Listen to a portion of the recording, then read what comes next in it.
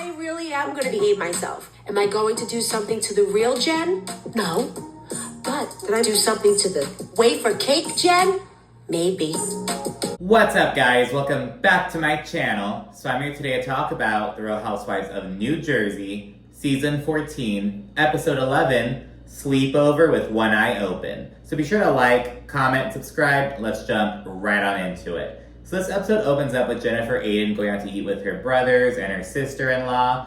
We get some just updates and whatnot, and she dives into her situations with Teresa and Danielle. And with the Danielle shit, she just recounts what occurred, blah, blah, blah. Of course, Jennifer was playing up what Danielle did, and she was a little bit less biased this time. She was kind of I pushed her like this, and it was a bit closer to how she actually pushed Danielle. Because before she was I just pushed her like this.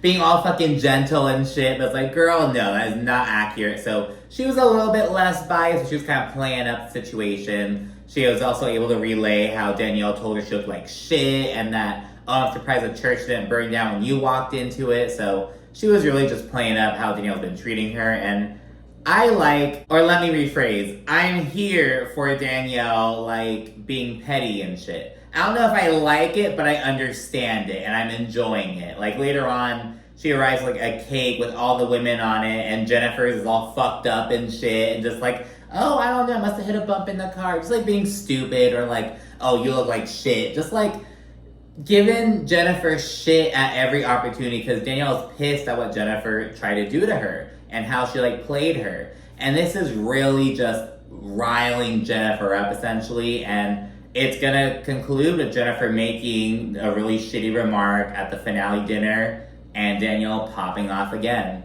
But yeah, we're not quite there yet. And she hones in on Teresa's situation, and Jennifer's just I have Teresa's back. I ride for her, and I feel like she's not doing the same for me. And she says that eventually her autopilot to be there for Teresa is going to diminish. So this episode's mainly about Teresa and Jennifer, how they're navigating the situation. Teresa straight up says that, she would choose Jennifer over Danielle, but she hasn't really chosen Jennifer over Danielle yet. But you're saying that she would, and I guess later on, the rift between Teresa and Danielle is going to grow larger. They're in different reunion groups, if you will. But yeah, so we'll see what the situation is with that coming up. Danielle then takes Valentina over to Rachel's for a little play date. And after Danielle gives Rachel an update on things with her father, she also speaks on how, when she was in high school, because Danielle opened up about how, when she was in high school, she had a lot of drama with other girls in Staten Island. She'd be a fighter, essentially. And she notes that her dad once, turned a corner and saw her and her girl fighting. And he was yeah, that's my girl, get her. So she kind of speaks on how her father has always supported her in those kind of situations. He would 100% have her back in regards to the Jennifer situation. But I don't know if her dad even knows about what happened, because Danielle doesn't talk to him. I'm pretty sure that Nate wouldn't tell him, because he sees Danielle's father when he takes the kids over and shit. And I don't think he mentioned it during one of those meetings, you know what I mean? But anyways, Danielle then says that Jennifer cannot pull the shit that she pulled and not expect Danielle to not give her hell, you know what I mean? I'm gonna be on that bitch's ass, basically. So yeah, she notes that she's just gonna keep doing her thing, being petty, and you know what? I'm okay with that. Rachel introduces the idea of having everyone over for a little sleepover kind of vibe. She notes that's not going to really be a sleepover. It's an extended stay over kind of thing, but no one's going to be spending the night at her house. But, it's kind of you're going to be all in these little pajamas with slippers and shit. This episode was kind of boring, to be honest. It was very quick. It was the least amount of notes I've ever taken for this season of Housewives. But, anyways, Rachel is planning on inviting everyone except for Teresa, because, it's at her house. She's not inviting Teresa. But that includes Jennifer Aiden and Jackie and Jen Fessler. She knows that things are kind of weird with Jen Fessler still, but, she's gonna offer the invitation to her anyways. Teresa then chit-chats with Gia at the house. And by the way, I'm just so tired of seeing Gia in these fucking scenes. Basically, there's chit-chatting, a little update on Gia's school stuff, which is great, you know what I mean? Okay, cool, seeing what she's doing. Because that's usually the extent that we get these, kid scenes, you know what I mean? You get little updates, oh, this kid's doing this one's doing that, this one got a job, this one's majoring, like, you know what I mean? They have, like, those little quick positive updates, and that's usually it, you know what I mean? But Gia's yapping her mouth about, like, oh, Mom, I see you're going through so much with the court case, and it introduces Teresa to talking about, you know, really what's going on with Louis. According to Gia, Louis' ex has been going to court with him for the past 3 years, and Teresa's, like, super stressed out about it.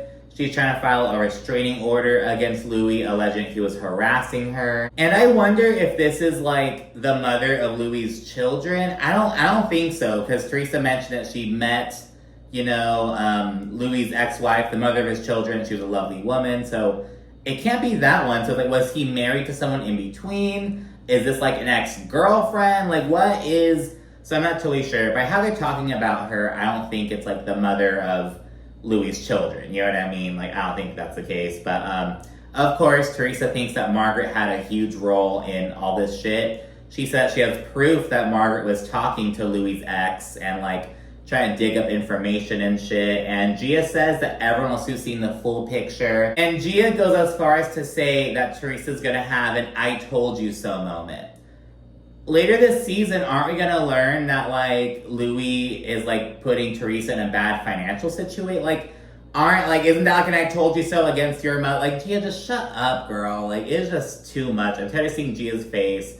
Teresa then says the case is almost over, and, you know, she's gonna have her lawyer chat with the ladies about what's going on. She wants them to have a full understanding of the legal situation. And I'm like, so we're gonna see your lawyer have it, like, it's the same shit that happened on Miami. She's doing the same thing that Alexia did. Like, oh, I'm gonna have my lawyer come. They think they're so fucking smart. Oh, I'm gonna bring my lawyer. Your lawyer's gonna, like, have your back, obviously. Like, girl, you think your lawyer's not gonna fucking lie for you? It's their job to lie for you. Like, what is that gonna do? She thinks she's so fucking smart. She and Alexia think they're so fucking smart. Oh, I'll bring my lawyer to talk to the girls. Girl, who cares? Like, okay, whatever. And yeah, Gia just keeps yapping about how everyone's gonna side with Teresa. They'll all see the truth. She's like, Jen Fessler, she calls it like it is. So I think she's gonna have your back. Like, there's no way they can't. When in real time, Jen Fessler, like, wants nothing to do with Teresa anymore. Like, girl, it's just, the delusion is, like, so contagious. I can't. Margaret and Joe Pedigno then have the Gorgas over. And the guys are doing some lumberjack shit. There's, like, this dead tree that Margaret wants gone that's, like, really tall and near some bamboo, so it has to be done, like, a really specific way or some shit. So yeah, they're doing that, and Margaret gives Melissa, like, the rundown on Joe Benigno's health. She notes that, like, it's possible he could have cancer, but it could still be early, but we're not sure. It could be something else, blah, blah, blah. It could be inflammation, but he doesn't have other symptoms, just shit like that. Again, in real time, I don't think, like, I haven't seen any, like, news of him being diagnosed, so, like, I think it might just be, like, a health scare, maybe just inflammation or something, but they chit-chat about that, and then they segue to the Jackie situation, and they share that Jackie didn't tell anyone that she was having a bat mitzvah for her daughter, and again, it speaks volumes as to Jackie's, like, how she's distancing herself, and it's just like, okay, both Melissa and Margaret had no idea. Margaret commented, like, the praying emoji and shit like that, like, in the like a heart or whatever, and she's like, yeah, of course I'm gonna, like, support that, you know, it's her daughter's bat mitzvah, it's a really huge moment, you know, whatever. And yeah, Margaret says that she can be cordial with Jackie, she can be around her, she doesn't mind, you know, playing nice, unlike Danielle and Jennifer Aiden, she says. We then get Dolores at Jennifer Fessler's, and Dolores shares how the Louis case has been impacting Teresa. Dolores is like, you know, Teresa weighs like 3 pounds. She's like so skinny. She's losing so much weight. She notes that at the Namaste Bitches podcast event, Teresa, she was flipping out. Jennifer Aiden observed that.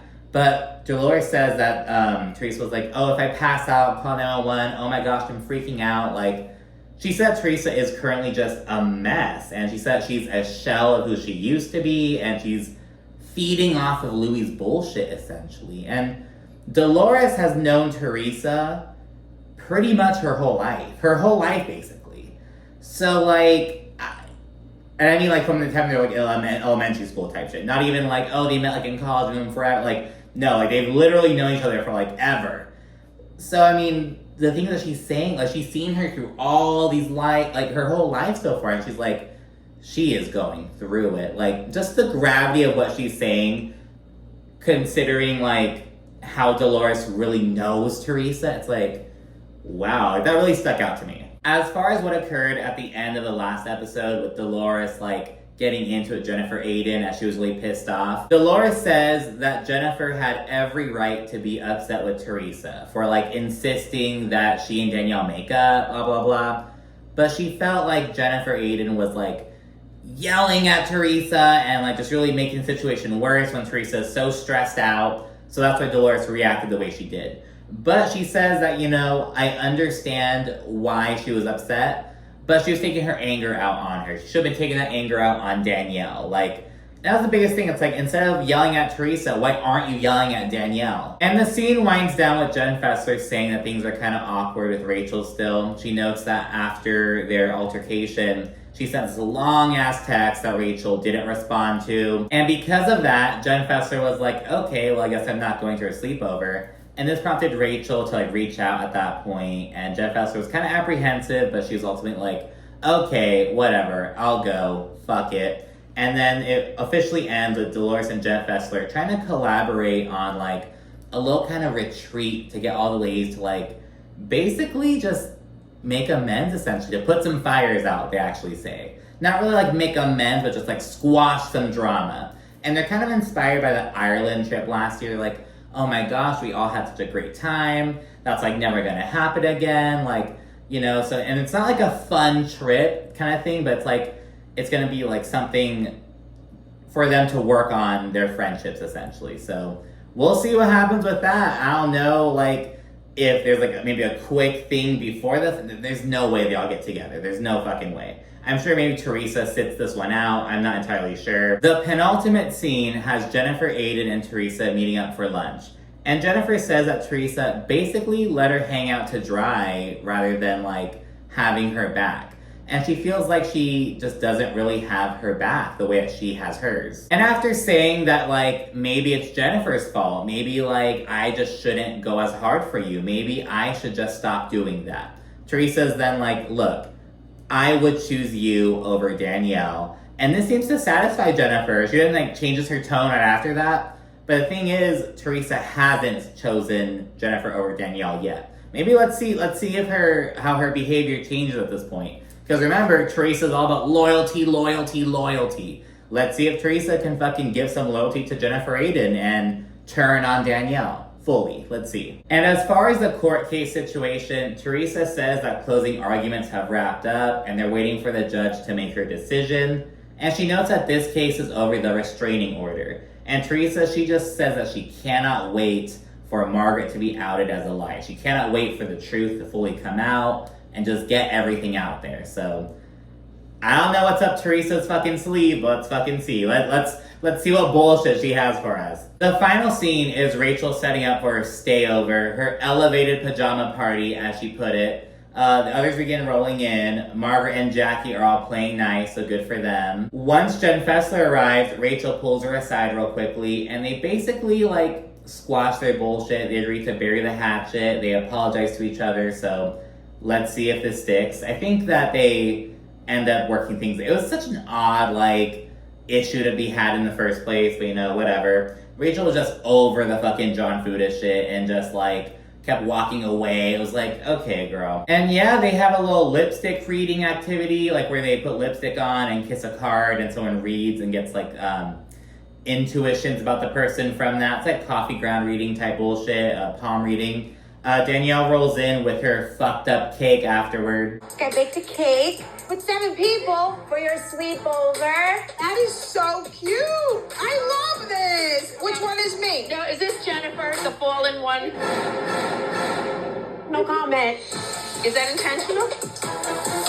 And then there's more slumber party bullshit. They have like a race to see who can eat a fruit roll up in the quickest amount of time. They have a lot of sex talk, just shit like that. And as ladies are having a great time, Dolores introduces the idea of a group retreat. The ladies are kind of apprehensive but open, which satisfies Dolores, and it winds down with them just all drinking and having a good time. A very quick episode. Again, it didn't take as much notes as they usually do.